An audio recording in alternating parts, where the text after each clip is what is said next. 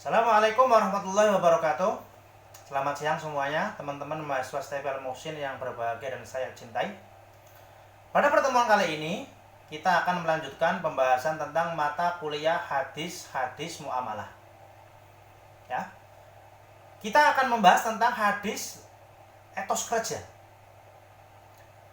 Nanti kita sama-sama pelajari ya tentang semangat mencari rezeki yang halal, kemudian kewajiban memberikan nafkah dan juga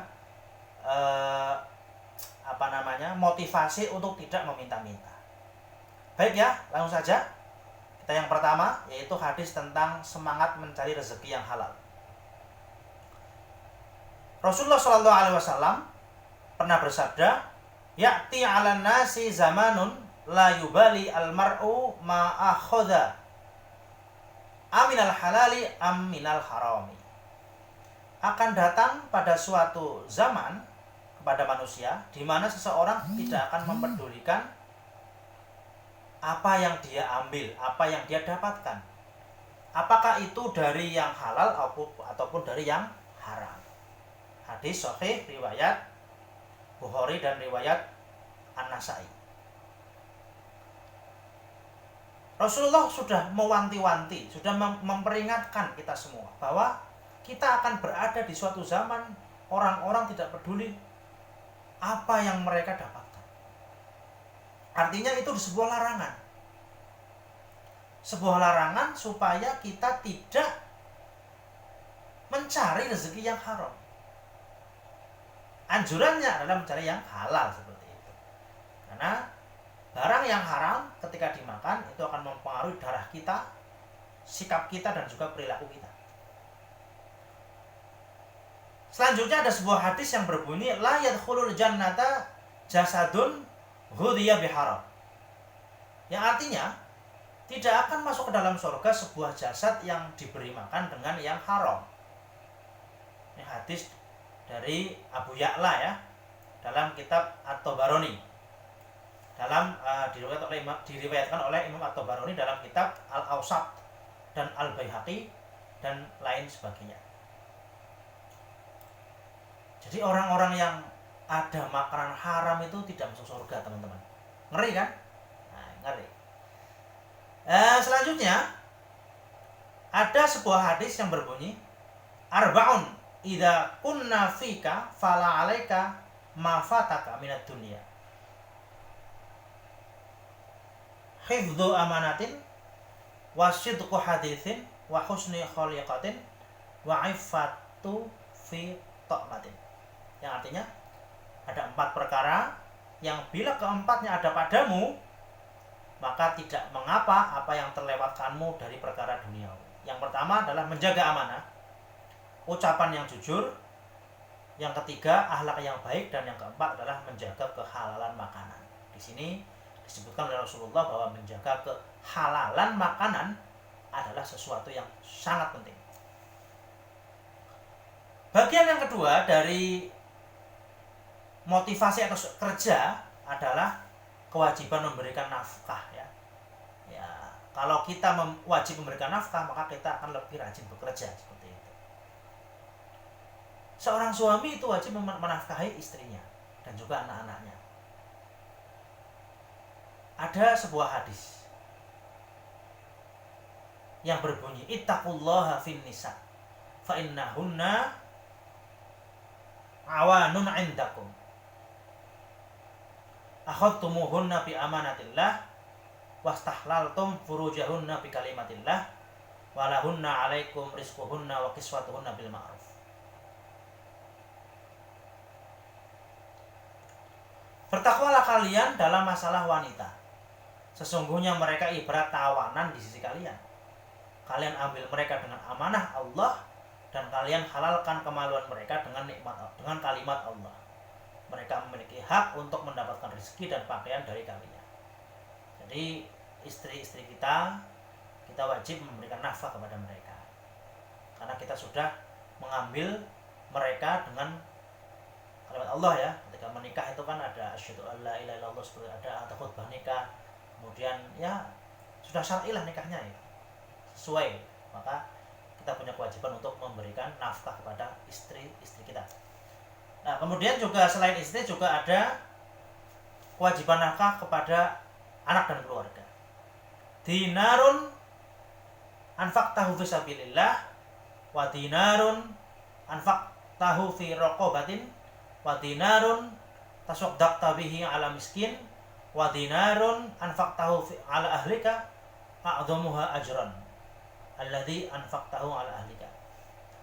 Yang artinya, dinar yang engkau infakkan di jalan Allah, dinar yang engkau infakkan untuk membesarkan budak, untuk membebaskan budak, dan dinar yang engkau sedekahkan kepada orang miskin, dan juga dinar yang engkau nafkahkan kepada keluargamu, pahala yang paling besar adalah dinar yang engkau nafkahkan untuk keluargamu.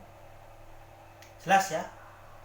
Dari hadis ini sudah cetha wela-welo, sudah jelas bahwa kita kalau memberikan nafkah kepada anak-anak atau keluarga kita, itu pahalanya sangat besar dibanding memberikan harta untuk yang lainnya, seperti itu. Bagian yang ketiga dari pertemuan kali ini adalah hadis tentang tidak meminta-minta, ya. Tidak meminta-minta. Kita boleh minta kalau keadaan terpaksa, tapi jangan sering-sering, seperti itu, ya. Ada sebuah hadis dari sahabat Hakim, ya. Hakim bin Hizam radhiyallahu anhu, ia mengisahkan, pada suatu hari aku, kata Hakim, meminta sesuatu kepada Rasulullah SAW. Beliau memberiku. Kemudian aku kembali meminta kepadanya. Beliau juga memberiku. Kemudian aku minta kembali, minta lagi. Beliau juga memberiku. Lalu beliau bersabda, ya Hakim, wahai Hakim, inna hadzal mala khadiratun hulwah. Faman akhadahu bi tibi nafsin burika lahu fi. Waman akhadahu bi israfi nafsin lam yubarik lahu fi. Wa kana kalladhi ya'kulu wa la yashba. Wal yadul ulya khairun minal yadis sufla. Wahai Hakim, sesungguhnya harta ini seperti buah segar lagi manis, dan barang siapa yang mengambilnya dengan tanpa ambisi atau tanpa tamak dan atas kerelaan pemiliknya, maka akan diberkahi untuknya harta tersebut.